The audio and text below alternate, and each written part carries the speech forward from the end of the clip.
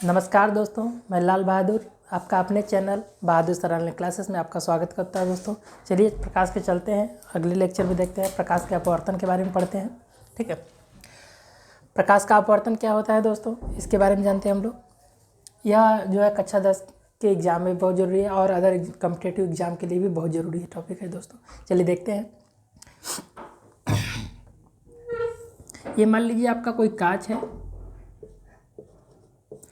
इसके ऊपर जब हम प्रकाश की किरण डालते हैं, ठीक है, इसके ऊपर जब कोई प्रकाश की किरण डालते हैं, कोई लाइट की किरण डालते हैं, एक किरण के लिए हम लोग देख रहे हैं, इस पर मान लीजिए हम प्रकाश की किरण डालें, एक अभिलंब हम लोग खींच लेते हैं, इससे 90 डिग्री के कोण पर एक अभिलंब हम लोग खींच लेते हैं। इसका नाम रहेगा क्या, अभिलंब।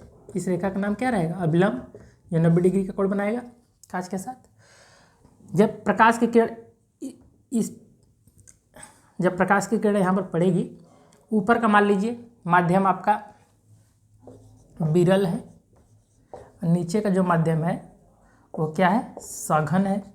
हमें पता है हमारे पास जो मीडियम होते हैं दो ही होते हैं, एक विरल एक सघन। ठीक है, तो देखिए प्रकाश का अपवर्तन क्या होता है। प्रकाश की किरण जब एक माध्यम से दूसरे माध्यम जाती है, वो चाहे विरल माध्यम कहिए चाहे सघन माध्यम, एक माध्यम से पहले माध्यम से जब दूसरे माध्यम में जाती है, प्रकाश की किरण जब एक माध्यम से दूसरे माध्यम में जाएगी तो अभिलंब के या तो पास आ जाती है, ठीक है, या तो अभिलंब से दूर चली जाती है।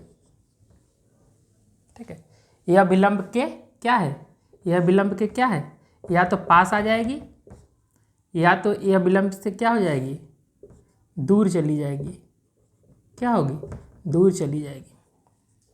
कौन, प्रकाश की किरण। ये जो किरण है, प्रकाश है हमारा, जो प्रकाश है हमारा, यह प्रकाश, जो प्रकाश की किरण है, जब प्रकाश की किरण एक माध्यम से दूसरे माध्यम में जाती है तो यह अभिलंब के पास चली जाती है या अभिलंब से दूर चली जाती है। वो माध्यम पर डिपेंड करता है, हमारा विरल माध्यम है कि सघन माध्यम है। ठीक है, बात समझे, विरल माध्यम है कि सघन माध्यम। अगर विरल माध्यम है, विरल माध्यम से सघन माध्यम में आ रहा है तो ये पास आएगा, और अगर सघन से विरल में आएगा तो दूर जाएगा। इसको मैं आगे चल कर नोट करा दूंगा। ठीक है, अभी आप जानिए, ठीक है, कि जब प्रकाश की किरण एक माध्यम से दूसरे माध्यम में जाती है, वो कोई भी माध्यम हो सकता है, जब प्रकाश की किरण एक माध्यम से दूसरे माध्यम में जाती है तो अभिलंब के पास आ जाती है। ये अभिलंब है, ये लाइन को क्या कहेंगे, अभिलंब।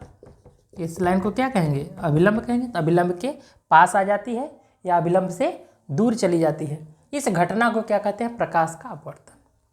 कोई पूछेगा प्रकाश के अपवर्तन से आप क्या समझते हैं, तो आप क्या बताएंगे, प्रकाश जब एक माध्यम से दूसरे माध्यम में जाती है तो प्रकाश की किरण अभिलंब से दूर चली जाती है या अभिलंब के पास आ जाती है। यही घटना प्रकाश का अपवर्तन कहलाता है दोस्तों। ठीक है, अब देखिए अभिलंब के साथ जो कोण बनाएगा उसे हम लोग कहेंगे आई, और यहाँ वाला जो कोण बनाएगा पास वाला आर, या जो दूर वाला भी बनाएगा उसको भी मान लो हम आर से दिखाएंगे। ठीक है, उसको भी हम लोग किससे दिखाएंगे, आर से ही। तो ये जो ये वाला कोण होगा उसे हम लोग कहते हैं आपतन कोण, आपतन कोण। और यहाँ वाला जो होगा इस कोण को हम लोग क्या कहते हैं, इस कोण को हम लोग कहेंगे क्या, इस कोण को हम लोग क्या कहेंगे, अपवर्तन कोण। इस कोण को हम लोग क्या कहते हैं, अपवर्तन कोण, आर। बात समझ में आ गया। तो चलिए आपको समझ में आ गया, प्रश्न क्या पूछेगा उत्तर क्या देना है। प्रकाश के अपवर्तन से आप क्या समझते हैं पूछेगा तो आप क्या बताएंगे, प्रकाश जब एक माध्यम से दूसरे माध्यम में जाता है, एक माध्यम से दूसरे माध्यम में जाता है तो अभिलंब के पास चला जाता है या अभिलंब से दूर चला जाता है। यह घटना प्रकाश का अपवर्तन कहलाता है। ठीक है, बात समझ में आ गया। ये हो गया अपवर्तन। अब देखिए अपवर्तन का नियम, सारी बातें बताएंगे, कुछ छूटेगा नहीं, एग्जाम की दृष्टि से क्या इंपॉर्टेंट वो भी बता देंगे सब। ठीक है, अब देखिए अपवर्तन का नियम, ये तो अपवर्तन की परिभाषा हुई। अब क्या है, अपवर्तन के नियम। अपवर्तन के कितने नियम होते हैं, तो अपवर्तन के कितने नियम होते हैं, दो नियम। अपवर्तन के कितने नियम होते हैं, दो नियम। पहले नियम उन्होंने क्या कहा, पहले नियम में जो ये आने वाली किरण है इसे हम लोग आपतित किरण कहते हैं। ये तुम्हें पता होगा भाई पहले लोगों से, आने वाली किरण को आपतित किरण, और जो किरण जा रही है इसको हम लोग क्या कहेंगे, अरे इस किरण को जो जा रही है इसे हम लोग क्या कहेंगे, अपवर्तित किरण। इस किरण को क्या कहेंगे, अपवर्तित किरण कहेंगे। अगर लौटती तो हम लोग क्या कहते, परावर्तित किरण कहते। इधर एक माध्यम से दूसरे माध्यम में चलेगी, जिस माध्यम से आ रही उसी माध्यम में वापस लौट जाती तो हम लोग इस किरण को कहते हैं परावर्तित किरण। अगर दूसरे माध्यम में गुजर गई तो हम लोग क्या कहेंगे, अपवर्तित किरण। तो देखिए पहले नियम में इन्होंने क्या बताया कि जो आपतित किरण है ये वाली आने वाली किरण, ये वाली किरण, जो परावर्तित किरण है ये वाली किरण या कोई ये वाला किरण जो भी ले लो, और ये अभिलंब, तीनों के तीनों एक ही बिंदु पर मिलते हैं। तीनों के तीनों एक ही बिंदु पर मिलते हैं। तीनों एक ही बिंदु पर,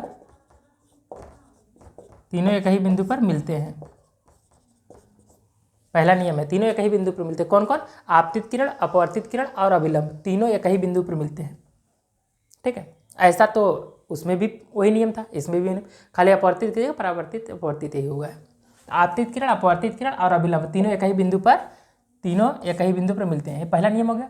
और दूसरा नियम, एक बात आप जानिए, यहाँ पर अगर हम लोग साइन लिखा है, कॉस लिखा है, टैन लिखा है, तो इसको हम लोग क्या पढ़ते हैं, साइन को हिंदी में हम लोग क्या पढ़ते हैं, ज्या, और कॉस को क्या पढ़ते हैं, कोच ज्या, और टैन को क्या पढ़ते हैं, स्पर्श ज्या, क्या पढ़ते हैं, स्पर्श ज्या। ये बात आप ध्यान रखेंगे। अगर कहीं साइन लिखा है तो हिंदी में उसे ज्या पढ़ेंगे, कॉस लिखा है तो कोज्या पढ़ेंगे, और टैन लिखा है तो स्पर्श ज्या पढ़ेंगे। ठीक है, तो देखिए दूसरा नियम में इन्होंने क्या बताया कि जो दूसरे नियम में इन्होंने बताया साइन आई बटे साइन आर बराबर अपवर्तनांक, अपवर्तनांक।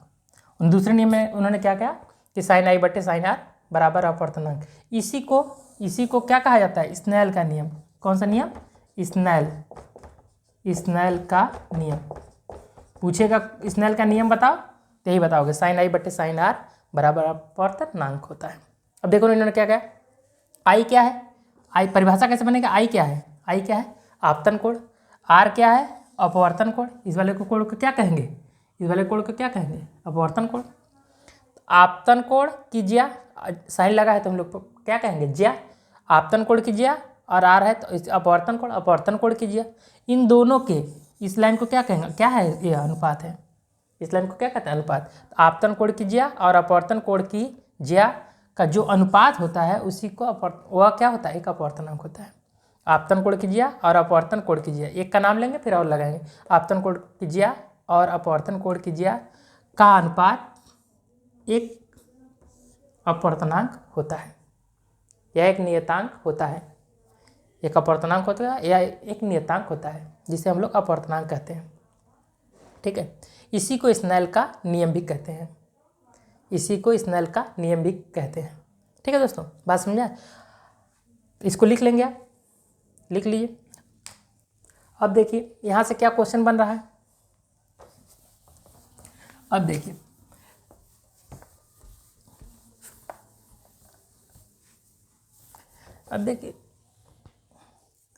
हमने बताया था कि जो माध्यम होता है, जो मीडियम होता है, वो दो तरह का होता है। कितने तरह का होता है, दो तरह का। एक होता है विरल माध्यम, एक होता है सघन माध्यम। विरल को कहते हैं रेरर, और इसको कहते हैं डेंसर। मीडियम हमारे पास दो है, विरल और सघन। विरल में हम जानते हैं कि विरल में जो कण होते हैं वो क्या होते हैं, दूर दूर कण होंगे। विरल में कण क्या होते हैं, दूर दूर। और सघन में जो होते हैं वो कण क्या होते हैं, बिल्कुल पास पास होते हैं। सघन में कण क्या होते हैं, पास पास होते हैं। तो इसमें सघन में किसी चीज़ की स्पीड क्या होगी, अगर सघन में स्पीड पूछ ले, स्पीड क्या होगी, कम होगी। तरंग दैर्ध्य क्या होगी, ठीक है, क्या होगी, आवृत्ति क्या होगी। ठीक है, ये सब चीज़ें हमें जानना है, लेकिन पहले हम जानते हैं स्पीड पे। इस पे स्पीड क्या होती है, इसमें स्पीड क्या होगी।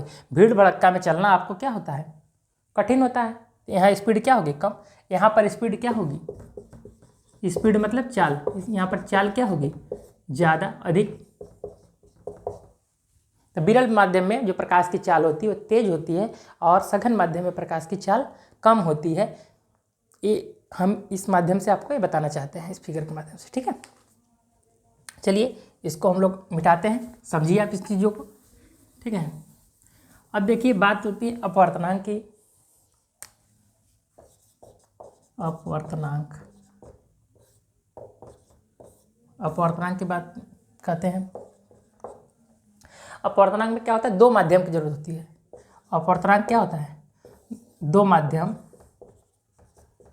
दो माध्यम का क्या होता है, एक अनुपात होता है। अपवर्तनांक क्या होता है, दो माध्यम का एक अनुपात होगा, ठीक है। दो माध्यम का क्या होता है, एक अनुपात होता है। जैसे इसके लिखने का क्या तरीका है, अपवर्तनांक लिखने का क्या तरीका है, जैसे हम लोग दो माध्यम का क्या होता है, अनुपात होता है। जैसे अगर ऐसा लिखा है 1n2, इसको ऐसे लिखते हैं। 1n2 का मतलब क्या होगा, पहले माध्यम के सापेक्ष दूसरे का अपवर्तनांक, पहले माध्यम के सापेक्ष दूसरे माध्यम का अपवर्तनांक, पहले माध्यम के सापेक्ष दूसरे माध्यम का अपवर्तनांक, ठीक है। या हम लोग इसे क्या लिखेंगे, अगर ऐसे ही ANG रहे तब क्या होगा, ठीक है।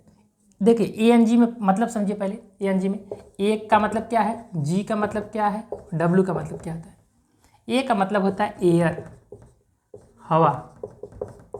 G का मतलब होता है ग्लास, मतलब कांच। W का मतलब आप जानते ही हैं, वाटर, मतलब पानी, जल, पानी जल, ठीक है, शॉर्ट है। ANG का मतलब क्या होगा, एयर के सापेक्ष, एयर के सापेक्ष। G मतलब क्या होगा, ग्लास का अपवर्तनांक, ग्लास का अपवर्तनांक, अपवर्तनांक, ठीक है। एयर के सापेक्ष ग्लास का अपवर्तनांक, ठीक है। अब देखते हैं, अगर ऐसे लिखा है कहीं, मतलब समझिए, बाद में प्रश्न क्या पूछेगा वो हम आपको बताएंगे, ठीक है। ऐसे अगर लिखा तो इसका मतलब हम ऐसे पढ़ेंगे, ठीक है।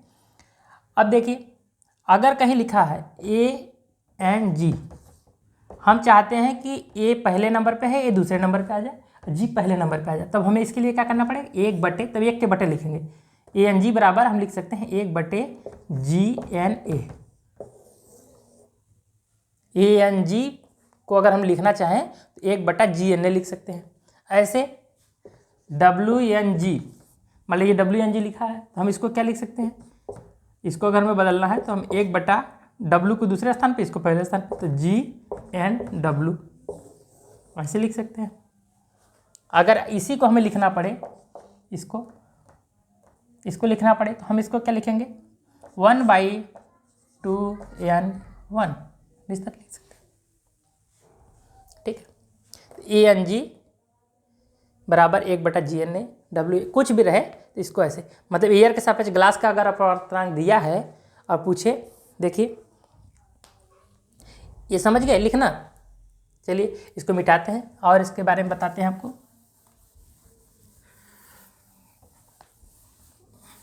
थोड़ा समझने में दिक्कत होती है, लेकिन एक बार समझ जाएंगे तो प्रश्न क्या पूछ रहा है फिर आप जवाब देना चालू कर देंगे सही सही, ठीक है। अगर ANG ऐसे लिखा है, ठीक है, तो ANG को हम लोग क्या लिखते हैं, ANG/NA, इसको ऐसे लिख सकते हैं। ANG को हम लिख सकते हैं ANG, पहले लास्ट स्टार्ट करेंगे, ANG/NA, ठीक है। ऐसे मान लो WNG लिखा है तो WNG को अगर हम लिखना हो तो NG, पहले ANG/NW ऐसे लिख सकते हैं।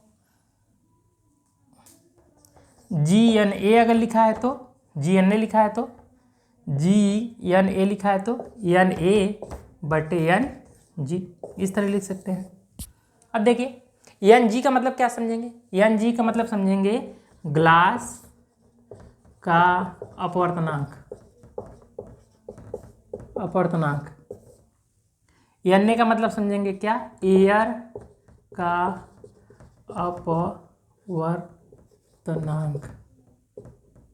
अपवर्तनांक। ग्लास का क्या समझेंगे, ये आपका पता चल गया, ग्लास का अपवर्तनांक। NW का मतलब क्या समझेंगे, वाटर या जल का अपवर्तनांक, जल या पानी, जल का अपवर्तनांक। ठीक है, तो समझ में आ गया। अगर सवाल में आपको वो दिया हो ग्लास का अपवर्तनांक दिया हो और एयर का अपवर्तनांक दिया हो, अब पूछ ले एयर के सापेक्ष ग्लास का अपवर्तनांक बताइए, तो ऐसे ले आएंगे। ठीक है, चलिए एक सवाल के माध्यम से हम आपको समझाने का प्रयास करते हैं। एक उतार लीजिए, और साथ ही साथ इन तीनों में एक रिलेशन भी होता है, इन तीनों में एक रिलेशन भी होता है। चलिए देखिए वो क्या है। ठीक है, तो इसमें दो ही चीज़ आपको ध्यान रखना है। पहला चीज़ हमने दो ही चीज़ ध्यान रखना है। क्या? जैसे अगर ANG लिखा है तो हम इसे कैसे लिख सकते हैं? हम लिख सकते हैं 1/GNA, इस तरह लिख सकते हैं। दूसरा, ये लिखने का तरीका है, इस तरह का फॉर्मेट में बदल सकते हैं। और दूसरा, अगर इस तरह का लिखा हो GNA, मान लो इस तरह लिखा है तो हम लोग लिख सकते हैं NA/NG, इस तरह का फॉर्मेट आपको लिखना हमने सिखा दिया। और तीसरा जो इम्पोर्टेंट है ANG, बड़े इन तीनों में रिलेशन ANG, फिर G के बाद क्या आएगा GNW, फिर क्या आएगा WNA, इस तरह का ANG GNW W, या तो इसको ऐसे कर लो ANG WNG और GNA, कैसे भी कर लो, ANG फिर WNG फिर GNA। ठीक है, साइक्लिक में दौड़ा दो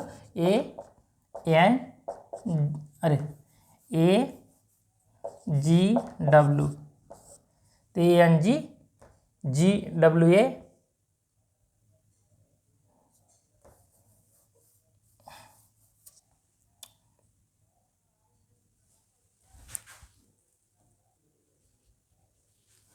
इसको साइक्लिक में दौड़ा दो। साइक्लिक मतलब एयर से कोई चीज़ वाटर में गया, वाटर से कोई चीज़ ग्लास में गया, AWG, तो ऐसे यहाँ चलेंगे। इसको इसमें दौड़ा दोगे तो ये आएगा। तो अगर इसके हिसाब से लिखेंगे, अगर इसी के हिसाब से लिखना चाहो, इसको आगे पीछे कर लीजिए जाएगा, A से चला जाएगा ANW, ये दो को एक साथ ले लिए गुड़े, फिर WNG,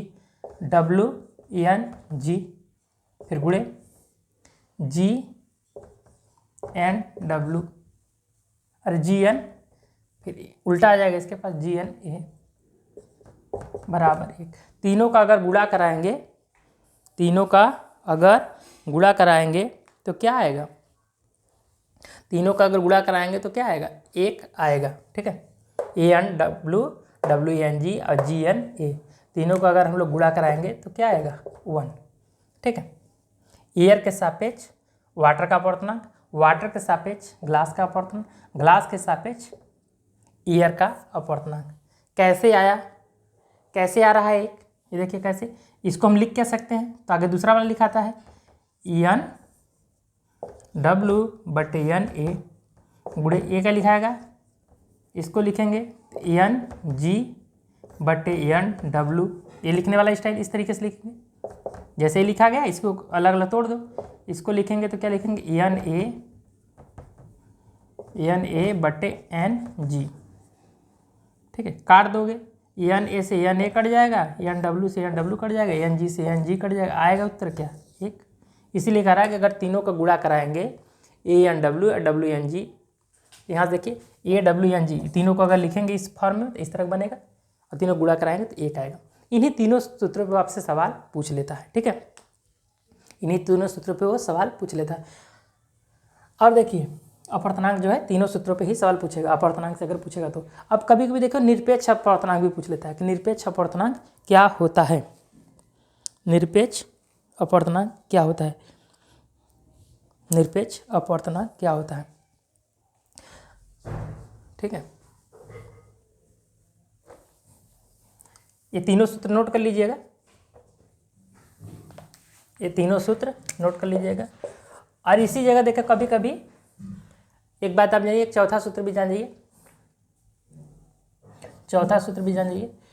आप जानते होंगे पानी में मान लीजिए कोई टब है, इसमें पानी भरा हुआ है और एक सिक्का हमने यहाँ डाल दिया। एक सिक्का हमने डाल दिया, क्या सिक्का, सिक्का हमने पानी में डाल दिया। अब हम ऊपर से अगर देखेंगे, यहाँ से अगर हम देखेंगे, ठीक है, इस सिक्के को यहाँ से देखें तो हमें इसकी गहराई कम समझ में आएगी। इसकी गहराई हमें कम समझ में आएगी। जैसे मान लीजिए अगर इसकी गहराई 5 मीटर है, ठीक है, ऐसे यहाँ से गहराई 5 मीटर है, तो हमें देखने में कितना समझ में आएगा, 4 मीटर समझ में आएगा। कितना समझ में आएगा, 4 मीटर। तो जो हमें देखने में समझ में आ रही है वो आभासी गहराई है, और जो यहाँ पर असली है वो है वास्तविक गहराई। तो कभी कभी ये भी पूछ लेता है, ठीक है, कि जल का अपवर्तनांक देख के ये भी क्वेश्चन पूछ लेगा, ठीक है। तो दे दिया मान लीजिए जल का अपवर्तनांक। जल का अपवर्तनांक बराबर यहाँ फार्मूला होता है, जल का अपवर्तनांक बराबर होता है वास्तविक गहराई बटे आभासी गहराई। वास्तविक गहराई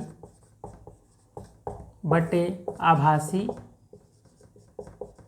गहराई। वास्तविक गहराई बटे आभासी गहराई, इससे भी सवालों पूछ लेता है दोस्तों, ठीक है। तो ये 4 फार्मूले हैं, इसको आप याद रखेंगे। अब देखिए कभी कभी वो पूछ लेता है कि निरपेक्ष अपवर्तनांक। अपवर्तनांक तो आप समझ गए, निरपेक्ष अपवर्तनांक क्या होगा।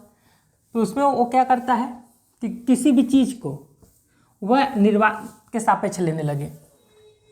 किसके सापेक्ष, निरपेक्ष अपवर्तनांक। निरपेक्ष अपवर्तनांक क्या होगा, इसमें एक माध्यम फिक्स हो जाएगा। इसमें क्या होगा, 2 माध्यम होते हैं हमारे पास। कितने माध्यम होते हैं, 2 माध्यम। 2 माध्यम हमारे पास होते हैं। 2 माध्यम में से एक माध्यम क्या होगा, फिक्स। एक माध्यम फिक्स, और फिक्स माध्यम में क्या, निर्वात। एक माध्यम हमारा फिक्स हो जाएगा, निर्वात हो जाएगा, एक फिक्स। और दूसरा तुम्हारा कुछ भी हो जाए, एयर हो जाए, वाटर हो जाए, ग्लास हो जाए, इसमें से कोई भी एक माध्यम हो सकता है। तो जब तुम निर्वात के सापेक्ष एयर का देखोगे, निर्वात के सापेक्ष वाटर का देखोगे, निर्वात के सापेक्ष ग्लास का देखोगे, ठीक है, तो उस समय जो निकलेगा वो हमारा क्या होता है, उस समय जो अपवर्तनांक रहेगा उसे हम लोग कहेंगे निर्वात, अरे निरपेक्ष अपवर्तनांक। उसे हम लोग क्या कहेंगे, निरपेक्ष अपवर्तनांक कहेंगे, ठीक है। चलिए अब देखिए कभी कभी कुछ अपवर्तनांक भी वो पूछ लेता है। कभी कभी कुछ अपवर्तनांक भी वो पूछ लेता है। कौन कौन सा, देखिए कभी कभी कुछ अपवर्तनांक वो पूछ लेता है, ठीक है। जैसे मान लीजिए वो पूछ लिया, बताओ हवा का अपवर्तनांक क्या होगा। हवा का अपवर्तनांक, तो जो अपवर्तनांक लिखते हैं वो कौन सा रहता है, निरपेक्ष अपवर्तनांक हम लोग लिखते हैं, निरपेक्ष अपवर्तनांक लिखते हैं, ठीक है। कौन कौन, जैसे हवा का पूछ लिया उसने पूछा पानी का बताओ, पानी मतलब जल का पूछ लिया, जल का अपवर्तनांक कितना होगा दोस्तों। और कभी कभी वो कांच का पूछ लेता है कि कांच का अपवर्तनांक कितना होता है। कभी कभी वो मान लीजिए हीरा का अपवर्तनांक पूछ लिया, हीरा का अपवर्तनांक कितना होता है। तो हवा का कितना होता है, 1 होता है, या इसी को बहुत जगह लिखा रहता है 1.3 बार 0 फिर 3, ये हवा का। लेकिन यही याद रखो, हवा का जो होता है वह क्या होता है, 1 होता है। पानी का कितना होता है, तो 4/3। पानी का कितना होता है, जल या पानी का अपवर्तनांक कितना होता है, 4/3। इसी को काटेंगे, 4/3 को काट देंगे तो 4/3 कहिए, या इसी को काट देंगे तो 1.33 कहिए। इसी को क्या कहिए, 1.33। कांच का 3/2, कांच का कितना होता है, 3/2 होता है, या इसी को काट देंगे तो 1.5 आएगा, 1.51 लगभग कांच का भी होता है। हीरा का बहुत बार पूछा जाता है, 2.42 हीरा का बहुत बार पूछा जाता है कि हीरा का जो अपवर्तनांक होता है कितना होता है, 2.42 होता है दोस्तों। बहुत इंपॉर्टेंट है, परीक्षा में बार बार पूछता है, ठीक है। और बाकी जिसका भी अपवर्तनांक लमसम में परीक्षा में पूछता है, सबका अपवर्तनांक अगर आपको याद नहीं है, लमसम में सबका अपवर्तनांक 1.5 के आसपास होता है, ठीक है। 1.5 के आसपास मतलब 1.4, 1.5 के आसपास मतलब 1.36, 1.46, इस तरह का डेढ़ के आसपास ही इर्द गिर्द लमसम में सभी का अपवर्तनांक होता है। प्लिंथ का, क्वार्टा, ये सब का कुछ पूछ ले, ये सब का आसपास डेढ़ के आसपास रहता है। डेढ़ या डेढ़ से लमसम में कम ही रहता है, इसके आसपास। अगर कुछ दे रहा है तो इसके आसपास का तो आप मारेंगे। ये सब याद करने वाली चीज़ें परीक्षा में बार बार पूछे जाते हैं, इसको आप लोग सही से याद करें, ठीक है, कि कोई गलती न होने पाए, ठीक है। चलिए, और साथ ही साथ देख लेते हैं, इसको मिटाते हैं। अब देख लेते हैं कुछ उदाहरण, ठीक है, कि अपवर्तन के कुछ उदाहरण। अपवर्तन के उदाहरण, अपवर्तन के क्या क्या उदाहरण हैं, ठीक है, अपवर्तन के क्या क्या उदाहरण हैं, ठीक है, वो भी परीक्षा में पूछता है कि यहाँ कौन सा उदाहरण है, वहाँ कौन सा उदाहरण है, ठीक है। जैसे पहला, पानी में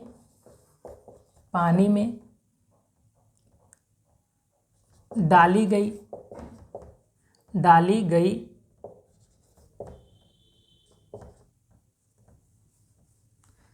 गई तिरछी छड़ का टेढ़ा दिखाई देना। पानी है, पानी में एक तिरछा छड़ में डाल दिया तो हमें टेढ़ा दिखाई देता है, लेकिन वो टेढ़ा होता है, तो छड़ सीधा होता है, लेकिन हमें क्या दिखाई देता है कि छड़ टेढ़ा है। पानी में डाली गई तिरछी छड़ का टेढ़ा दिखाई देना किस घटना के कारण है? अपवर्तन की घटना के कारण है। दूसरा देखिए, दूसरा क्या है, देखते हैं। सुबह शाम के समय देखते हैं। और देखिए दूसरा क्या, तारों वाला देख लीजिए। तारों का टिमटिमाना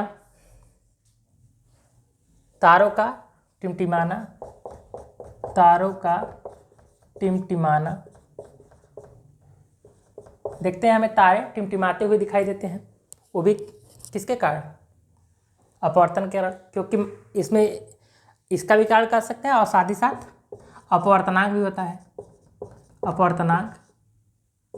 अपवर्तनांक के कारण, क्योंकि माध्यम का अपवर्तनांक अलग अलग हो रहा है, जिसकी वजह से हमें वो तारे टिमटिमाते हुए नजर आते हैं, ठीक है। अपवर्तन के कारण या अपवर्तनांक के कारण दिया रहेगा, दोनों को आप टिक करेंगे दोस्तों, ठीक है। और तीसरा, पानी में डले हुए किसी भी चीज़ का, तीसरा देखेंगे, पानी में डले हुए किसी भी वस्तु का गहराई कम दिखाई देना। पानी में अगर हम किसी भी वस्तु को डाल दें तो हमें ऊपर से देखने में हमें कम गहराई दिखेगा। 10 गहराई अगर 10 मीटर की, तो हमें 9 मीटर 8 मीटर गहराई समझ में आएगा। ये किसके कारण हो रहा है? अपवर्तनांक के कारण हो रहा है।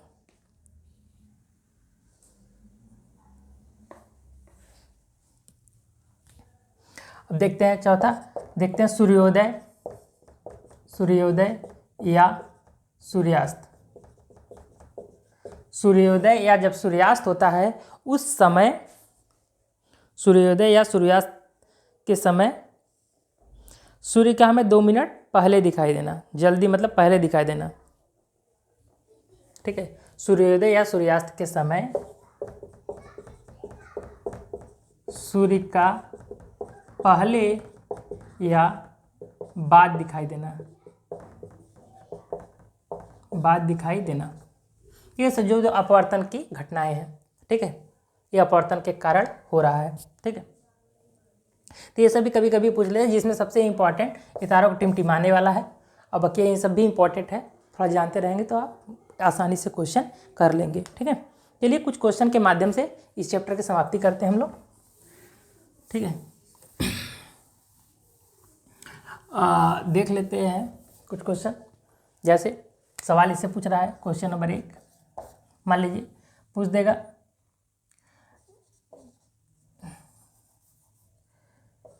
जल का अपवर्तनांक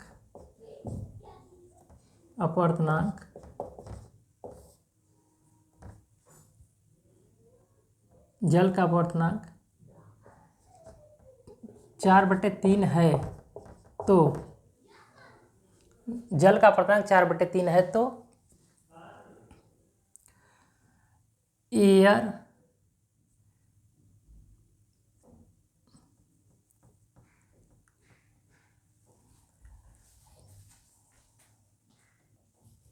जल का अपर्तनांक कितना है तो